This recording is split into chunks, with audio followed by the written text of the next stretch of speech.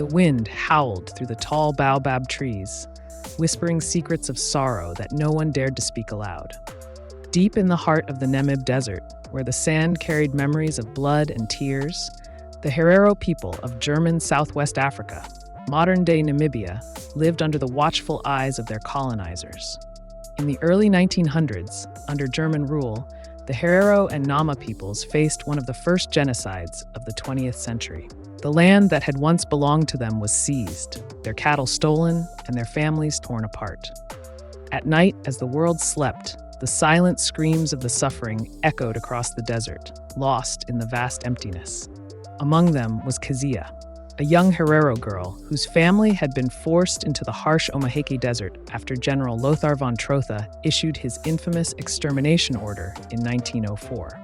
They had fled with nothing but the clothes on their backs, leaving behind the charred remains of their village.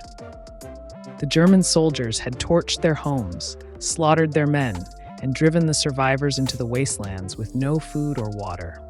Keziah's mother, weakened by thirst, collapsed under the scorching sun. The little girl tugged at her, but there was no response. The soldiers had sealed their fate, not with bullets, but with the cruelty of the desert itself. That night, Keziah clutched her mother's lifeless body, her silent screams merging with the wind. In the darkness, those who survived whispered names of the lost, their voices swallowed by the endless dunes. The world would forget them, but the desert never would.